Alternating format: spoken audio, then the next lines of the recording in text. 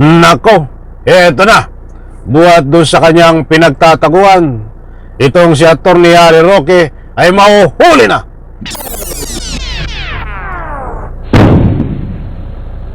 Alright, welcome back to my YouTube channel. I'm Andes Vlog. Nako, eto ho. Atty. Harry Roque, latest update, mahuhuli na. Nako po, ay yari ka. Ay hinuhukay ka na ni General Torre, Atty. Harry Roque. Mga kaibigan, gusto ko pong ibahagi sa inyo itong latest update buhat doon sa pinagtataguan ni Atty. Harry Roque ay umiiyak at nagmamakawa at mayroon pong pakiusap at naghahamon pa. Aba, ay doble-doble umiiyak, nakikiusap, tapos sinahamon pa itong ating kasalukuyang Pangulong Bongbong Marcos. Nako, ay sumuko ka na lang, Atty. Harry Roque. Yan din ang sinisigaw ng taong bayan para may pagtanggol mo rin ng iyong sarili sa legal na proseso. Nako ho. Eto mga kaibigan, wag po kayong alis at ibabahagi ko po sa inyo itong mainit-init pa, ang matinding mga galawan ni Atty. Harry Roque. At siyempre, mahuhuli na ba ito, mga kaibigan? Alalahanin po natin, ito po ay humigit kumulang ilang buwan na nagtatago sa bisa ng warrant of arrest na nakontempt diyan po sa Quadcom nung iniimbestigahan po ang Pugo.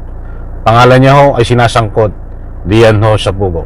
Eto, tibabagi ko po sa inyo, kapag mayroon po kayong pagkakataon mga kaibigan, inaanyayahan ko po kayong patapusin ang vlog na ito at nang sa ganon lubos po nating maunawaan. Isang like ko sa video na ito para na sa ganon po ay maging bahagi po kayo dito sa ating pag-spread at mapalawak ang ating tinatalakay mga kaibigan. Ito, dahil sa parata.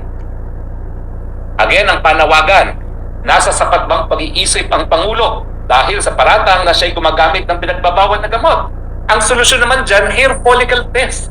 Bakit ba tinatanggihan? Abay, ang sabi nga ng... ano na naman to? Iyan po si Atty. Harry Roque, yan ho.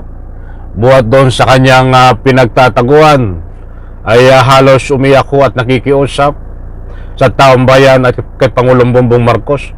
Ano itong kanyang pinagsisigawan na may kasamang waring parang umiiyak, mga kaibigan. Ulitin po natin. Again, ang panawagan, nasa sapat bang pag-iisip ang Pangulo dahil sa paratang na siya'y gumagamit ng pinagbabawal na gamot? Ang solusyon naman dyan, hair follicle test. Bakit ba tinatanggihan? Abay, ang sabi nga ng Marcos Jr. nung tinanong siya kung ano masasabi niya dun sa dating executive secretary niya na nagsabi na mag-hair follicle test siya, bakit ka nanilbihan sa akin kung sa tingin mo ako'y drug addict, no? Pero ang punto, ano sabi niya? Wala daw sa tama at sapat na pag-iisip ang ating kasalukuyang Pangulong Bongbong Marcos. Nako, gusto ko munang hingi ng inyong panig, mga mahal kong taga-subaybay. Sige nga po, kailangan ko ang inyong public opinion diyan sa comment section. I-type nyo po, sino po ang walang tamang sa pag-iisip dito sa dalawang ito? Si Atty. Harry Roque ba o ang ating Pangulong Bongbong Marcos? Sino po sa kanila ang wala sa tamang pag-iisip? Sapagkat maliwanag naman po dito, buhat doon sa pinagtataguan ni Atty. Harry Roque, ang sabi nga niya ay binabanatan at pinapakalat nitong si Atty. Harry Roque na bangag at gumagamit ng pinagbabawal na gamot ang ating kasalukuyang Pangulong Bongbong Marcos. Sa madalit salita, wala na sa tamang pag-iisip. I-comment nyo lang po kung sino sa kanila ang walang tama sa pag-iisip. Maliwanag naman pangitan na kung sino ang wala sa tamang pag-iisip po dito. Bata, hindi ko naman hawak ang inyong puso at isipan, kaya't gusto ko mismo manggagaling sa inyo. Kaya't may kalayaan po kayong magbigay ng anumang public opinion. Ay, nasubrahan ng tama ito Si Atty. Harry Roque at nasobrahan din ng talino. Ito pa. Sabi naman ni Vic Rodriguez, wala naman talaga siyang nakita dahil hindi naman siya ganun ka-close daw talaga kay Marcos Jr. Pero ngayong may paratang, dahil nandyan si Agent Morales, dahil nandyan ang mga impormasyon na siniwalat ni dating Presidente Rodrigo Roa Duterte at nandyan ang pulburon video na sang-ayon kay Maharlika ay authenticated doon sa Amerika, sa Los Angeles, kinakailangan sumagot siya. Dahil kung wala naman sa tamang pag-iisip ng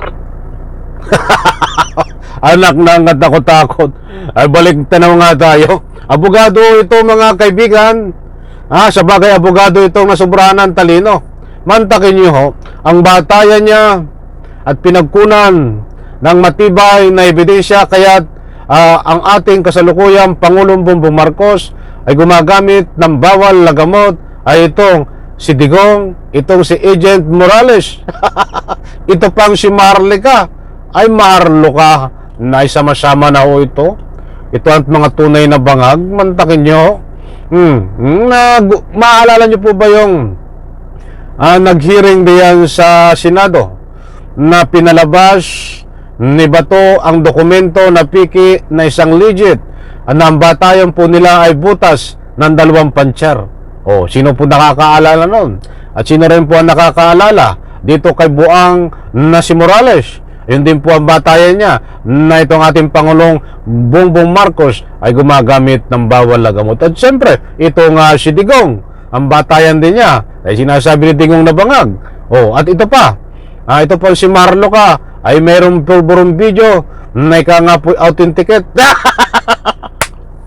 Anak na katakot-takot. Mga kaibigan, ito po si Attorney Harry Roque ay kasabwat sa pagmimiki. PK ho yun yung video na pinakalat na may inaamoy na bawal na gamot kunwari itong ating Pangulong Bongbong Marcos, PK po yun. Tapos ngayon pinalalabas ho nila na authenticate. Nako po, sinululuko nito, niloloko ang kanyang mga sarili. Talaga namang hindi tayo makakahanap sa ating mga solusyon. Kahit anong debate gawin natin. Siya. Dahil kung wala naman sa tamang pag-iisip ng Presidente, talaga namang hindi tayo makakahanap sa ating mga solusyon. Kahit anong debate gawin natin habang siya'y nanarayan at siya'y wala sa tamang sarili, hindi siya magpapatakbo ng gobyerno, hindi siya magbibigay ng solusyon. Kung meron mang solusyon na maibibigay yung mga nagtunay na nagpapatakbo ng gobyerno. No? Natatawa ako Happy Sunday po sa lahat. Nako, mabuhay po ang mga nasa tamang pag-iisip. At sana naman yung mga wala sa tamang pag-iisip ay maging hipuin ka nang ika nga po yung inyong konsensya para malagay sa tama ang inyong mga pag-iisip at katuwiran. Alam niyo, sinasabi ko nga hindi lahat po ng isda ay nasa dagat at hindi lang po ng abogado, hindi po lahat kapag tinawag na abogado ay abogado. Mayroon pong mga abogado na nasobrahan ng talino. At pag nasobrahan ka ng talino, may tama na po ang utak nyo. Mga kaibigan, kayo na po ang bahalang humusga dito. Kayo na ang bahalang magbigay ng anumang inyong opinion dito sa mga pinapakalat ni Attorney Harry Roque. Ibinahagi ko po sa inyo. Nako, yan po si Attorney Harry Roque. Buhat doon sa kanyang pinagtataguan ay umiiyak at nagmamakawa na ito sa kasalukuyang ating Pangulong Bongbong Marcos na may kasamang pakiusap. Mga kaibigan, parang umiiyak nga, di ba? Halos umiiyak talaga.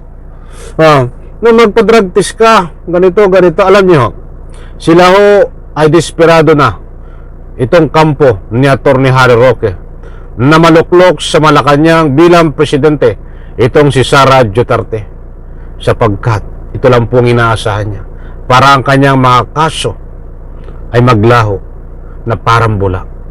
Kaya ganoon na lang po, desperado na kung ano ang mga lumalabas sa kanyang mga bunganga. Nako, ay talagang, at yan ho ang latest update kay Attorney Harry Roque, buhat doon sa kanyang pinagtataguan. Ay mahuhuli na ba ito? Abangan po natin mga kaibigan, dahil may naamoy po ako na napanood ko ang interview dito kay General Torre.